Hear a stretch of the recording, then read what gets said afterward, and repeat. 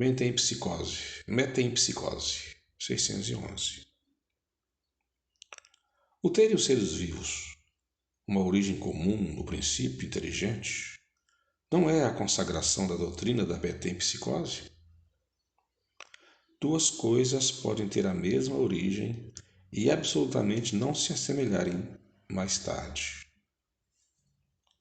Quem reconheceria a árvore com as suas flores e frutos no germe, informe que se contém na semente onde ela surge?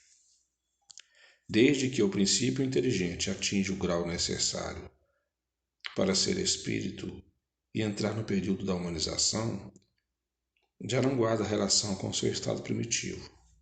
Já não é a alma dos animais, como a árvore já não é a semente. De animal, só há no homem o corpo e as paixões que nascem da influência do corpo e do instinto de conservação inerente à matéria.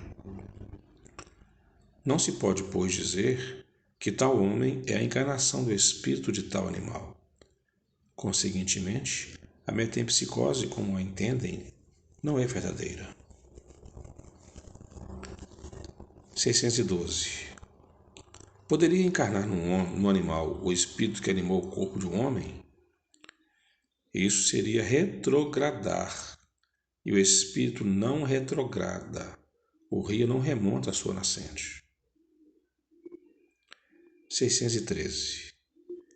Embora de todo errônea, a ideia ligada à metempsicose não terá resultado do sentimento intuitivo que o homem possui de suas diferentes existências?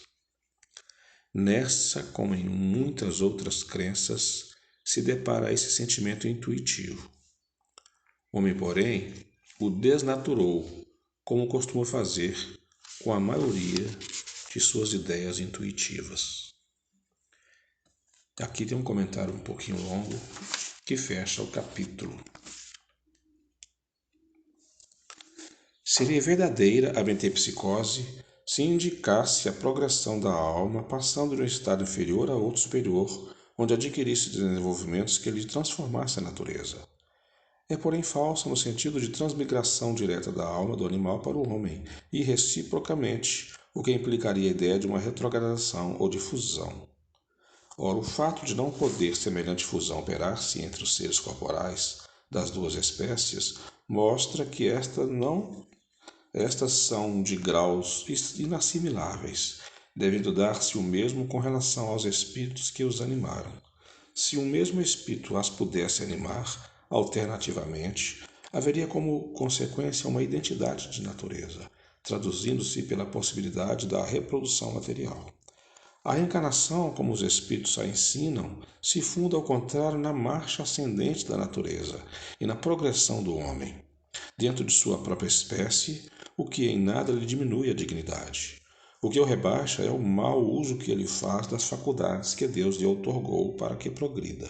Seja como for, a ancianidade e a universalidade da doutrina da metempsicose, e bem assim a circunstância de a terem professado homens eminentes, prova que o princípio da reencarnação se radica na própria natureza.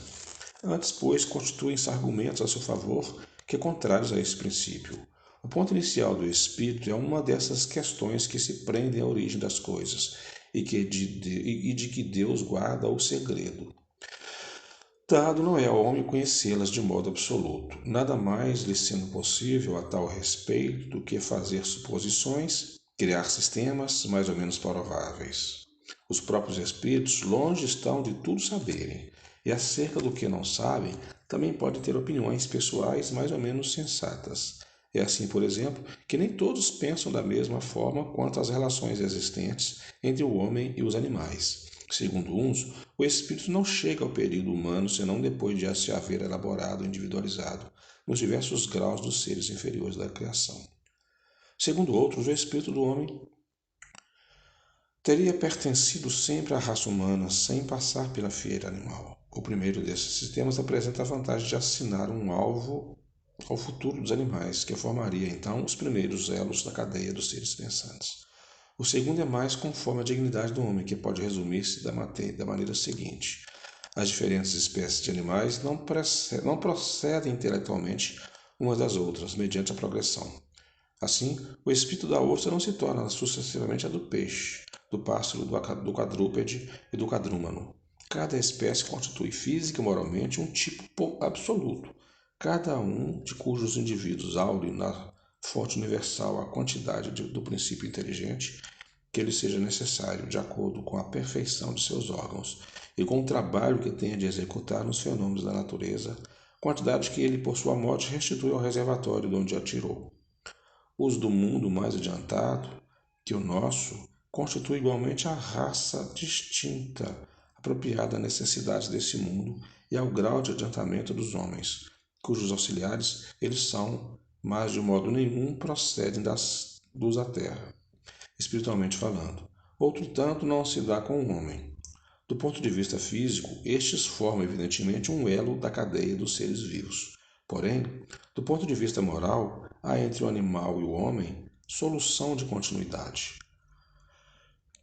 O homem possui como propriedade sua a alma ou espírito, centelha divina que lhe confere o senso moral, e um alcance intelectual de que carecem os animais, e que é nele o ser principal que preexiste e sobrevive ao corpo, conservando sua individualidade. Qual a origem do espírito? Onde o seu ponto inicial? Forma-se do princípio inteligente individualizado? Tudo isso são mistérios que fora inútil querer devassar, sobre os quais, como dissemos, nada mais se pode fazer do que construir sistemas. O que é constante, o que ressalta do raciocínio da experiência, é a sobrevivência do espírito, a conservação de sua individualidade após a morte, a progressividade de suas faculdades, seu estado feliz ou desgraçado, de acordo com seu adiantamento na senda do bem, e todas as verdades morais decorrentes desse princípio. Quanto às relações misteriosas que existem entre os homens e os animais, isso, repetimos, está nos segredos de Deus, como muitas outras coisas, cujo conhecimento atual nada importa ao nosso progresso e sobre os quais seria inútil determos-nos. Fechamento do capítulo.